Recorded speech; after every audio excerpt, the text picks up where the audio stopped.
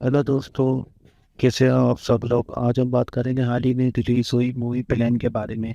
Movie की शुरुआत में पायलट को दिखाया जाता है जिसका नाम ब्रॉडी होता है। वो अपनी बेटी डेनियल से बात कर रहा होता है वीडियो कॉल पे। फिर वो प्लेन की तरफ जा रहा होता है। प्लेन में पहुंचते ही उसको पता चलता है कि खराब मौसम में उसको सफर करना है। इसी तरह फिर एयर होस्टेस उसको बाहर बुलाती है। बाहर आता है तो पुलिस ऑफिसर उसको कहता है कि एक कातिल को टोरंटो लेके जाना है। और फिर उसके बाद ब्रॉडी अपने क्रू मेंबर के पास जाता है जहाँ वो उनके पास जाकर उनको बताता है कि इस कातिल से दूर रहें और एडवाइस करता है। यहाँ में पता चलता है उस कातिल का नाम कैस्पर है। फिर बाकी मुसाफिर सारे अपने फ्लाइट पे बैठ जाते थे। फिर फ्लाइट टेक ऑफ करते हैं। फिर कैनेडियन को पायलट को अपनी बेटी की तस्वीर दिखा के कहता है कि हम दोनों के अलावा इस दुनिया में एक दूसरे के अलावा कोई नहीं है। फिर पूरे दिन सफर करने के बाद रात को मौसम खराब हो जाता है। ब्रोडी रेडियो में सेंटर से बात करने की कोशिश करता है मगर लैंड म्यूजिक गिरने की वजह से उसका कम्युनिकेशन सिस्टम खराब हो जाता है। फिर ब्रोडी बाहर आता है, मैसेंजर बात करता है, तभी फिर प्लेन में झटके लगना शुरू हो जाते हैं। फिर ब्रोडी को थोड़ी सी चोट लगती है। फिर सारे पैसेंजर को ब्रोडी कहता है कि सीट लगा लो। फिर वो केबिन में जाता है। फिर सारा सिस्टम देखकर उसको पता चलता है कि फेल हो चुका है। उसको पता होता है कि जल्दी उसको लैंड करना है वरना प्लेन क्रैश हो जाएगा। इसी तरह फिर जब झटके लगने के दौरान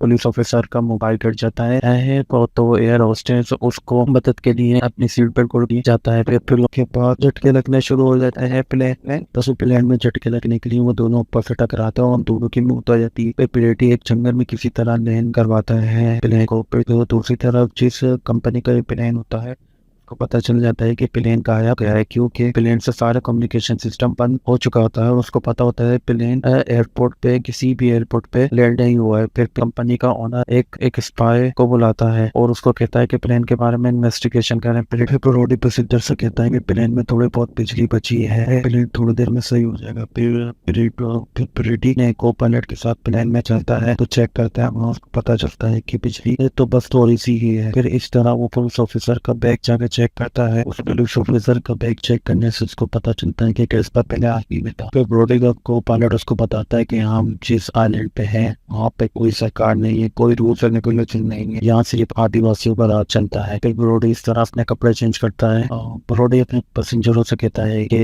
रात को जब मैंने ट्रेन देखा था तो मैंने एक बस्ती के ऊपर से लैंड कर रहा था ट्रेन। मैंने नीचे बस्ती देखी थी तो मैं एक काम करता हूँ कि मैं बस्ती की तरफ जाता हूँ और अपने साथ कैस्पर को लेके जाता हूँ बस्ती की तरफ। इसी तरह मैं दूसरी तरफ जंगल में एक आदमी को देखते हैं जिसका नाम दातुमी। उसके पास एक आदमी आता है और उसको बताता है कि कल रात को मेरे देखा कि हमारे बस्ती के ऊपर से एक प्लेन लैंड करा है। धातु फौरन अपने आदमी को कहता है कि प्लेन की खोज करो। इस तरह हम दूसरी तरफ डेनियल की बेटी को देते हैं। वो न्यूज चैनल में देख रही होती है कि उसके ब्लड जिस प्लेन में आ रहे थे वो प्लेन लापता हो गया है। ब्रोडी और कैस्पर दूसरी तरफ जंगल में होते हैं और कैस्पर अपनी जिंदगी के बारे में ब्रोडी को बता रहा होता है। फिर जैसे ही ब्रोडी पीछे देखता है तो थोड़ी देर बाद क्या देखता है कि कैस्पर पीछे नहीं होता है। फिर वो जंगल में सीधा चलते हुए एक घर के पास पहुंचता है। वहाँ उसको एक टेलीफोन नजर आता है। वो टेलीफोन से फौरन अपनी बेटी को कॉल कर कुछ बोलो, मैं जो कह रहा हूँ सिर्फ वो सुनो, लाइन कभी भी कर सकती है। वो कहता है कि जो मैं कह रहा हूँ वो लिख कर सिर्फ हेड क्वार्टर में इन्फॉर्म कर दो। वो अपनी बेटी को लोकेशन बताता है। इसी बीच एक आदमी ब्रोडी पे हमला कर देता है। पीछे से वो उसके ऊपर हमला करता है। दोनों में हाथापाई होती है। बड़ी मुश्किल से ब्रोडी उसे चित कर पाता है। शायद ब्रोडी को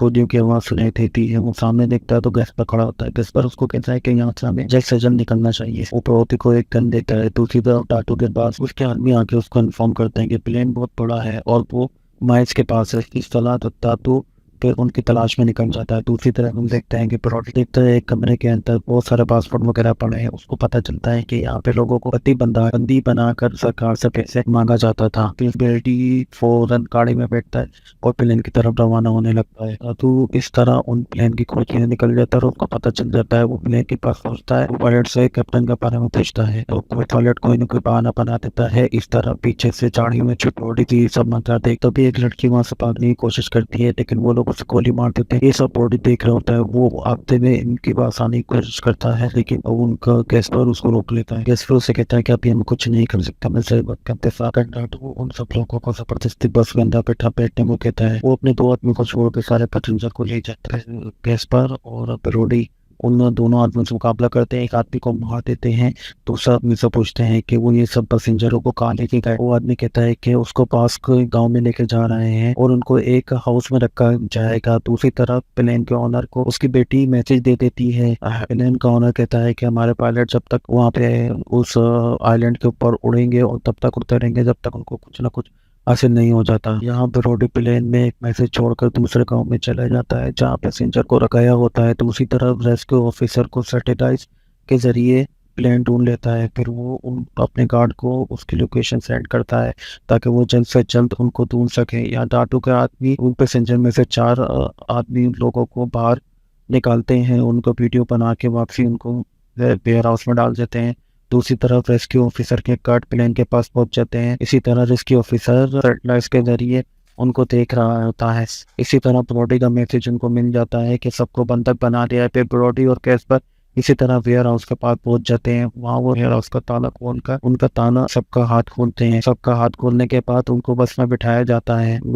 जब बस में बैठ रहे होते हैं सब कैस्पर आके ब्रॉडी को बताता है कि वहाँ बहुत सारे आदमी हम बच कर नहीं जा सकते हैं। ब्रॉडी हीरो बनने की कोशिश करता है और उनको कहता है कि मैं इन सबका ध्यान भटकाऊंगा और ब्रॉडी कहता है कि मैं कैप्टन हूँ कि वो मुझे नहीं मारेंगे। वो लोग ब्रॉडी को पकड़ लेते हैं और उसको टाटू के पास लेके चले जाते हैं। फिर वो उसको टाटू को बताता है कि रेस्क्यू टीम पे मैंने कांटेक्ट करा था और वहाँ पूरी पुलिस और फौज आ जाएगी। इस तरह डेटू उन सबको मारने का कहता है। इस तरह रेस्क्यू टीम के गार्ड आ जाते हैं। वो लोग डेटू से फाइट करके उनको मार के उनको रेस्क्यू कर लेते हैं। वो उसको साथ ले जाते हैं ब्रॉडी को सिक्योरिटी गार्ड। फिर टाटू उनको सबको कहता है कि प्लेन के पास पहुंचो। रेस्क्यू टीम का एक ऑफिसर कहता है कि बैकअप आने में कम से कम 24 घंटे लगेंगे। ब्रोडी कहता है कि जब तक कोई नहीं बचेगा। कुछ देर सोचने के बाद ब्रोडी कहता है कि मेरे पास एक आइडिया है। वो सब प्लेन के पास पहुंचते हैं जहाँ पैसेंजर से ब्रोडी कहता है कि अगले 24 घंटे तक कोई बैकअप नहीं आएगा। वो लोग हमला करेंगे अपनी पूरी ताकत से और हम में से कोई नहीं बचेगा। हमारे पास सिर्फ एक मौका है, मैं इस प्लेन को उड़ाकर सबको यहाँ से ले जाता हूँ। सारे पैसेंजर प्लेन में सर चढ़ते हैं। उसी तरह टाटू और उसके आदमी आ जाते हैं। दोनों तरफ से फायरिंग होती है। फिर इस फाइट सीन में सबसे ज्यादा मुझे स्नाइपर वाला आदमी पसंद आया। जिसे भी गोली मारता है वो फौरन मर जाता है। ब्रॉडी ऑफिसर को कहता है कि इंजन स्टार्ट होने के बाद हमारे पास सिर्फ 2 मिनट होंगे प्लेन में चढ़ने के लिए। गैस पर ब्रॉडी को कहता है कि तुम जानते हो मैं तुम्हारे साथ नहीं आ सकता। ब्रॉडी प्लेन की तरफ भागता है। उसके पहले में गोली लग जाती है मगर फिर भी वो नहीं रुकता। फिर भी किसी तरह प्लेन में पहुंच जाता है। यहाँ पे कैस्पर के पास गोलियां खत्म हो रही होती हैं। वो रेस्क्यू टीम की गाड़ी के पास जाता है गोलियां लेने के लिए। वहाँ वो देखता है कि पैसे से बड़ा बैग होता है। ये पैसा रेस्क्यू टीम का होता है। वो इमरजेंसी के लिए लाए होते हैं। ब्रॉडी और को पायलट प्लेन स्टार्ट कर रहे होते हैं। ब्रॉडी फोन करके कहता है कि ज्यादा से ज्यादा हम थोड़े से दूर जा पाएंगे, लैंड करने की जगह बताएं। ऑफिसर कैस्पर को प्लेन में चढ़ने को कहता है।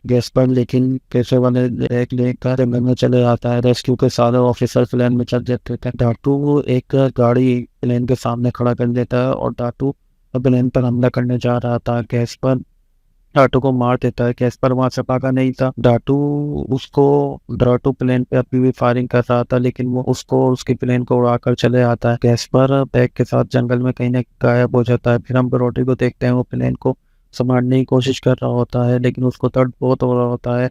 फिर इस तरह रेडियो पे बताया जाता है, एक के सेंटर से बताया जाता है कि ब्रोडी कहता है कि मुझे रन में नजर आ रहा है। ब्रोडी बड़ी मुश्किल से उस प्लेन को सही सलामत लैंड कराता है। ये देखकर सब सेंटर के सारे लोग खुश होते हैं। उसी टाइम फायर ब्रेक और एम्बुलेंस आ जाती है। वो लोग सबको नीचे उतारते हैं और यहाँ मूवी का एंड हो जाता है। दोस्तों, मैंने नया नया चैनल खोला है, प्लीज मेरे चैनल को ज्यादा से ज्यादा लोग सब्सक्राइब करें।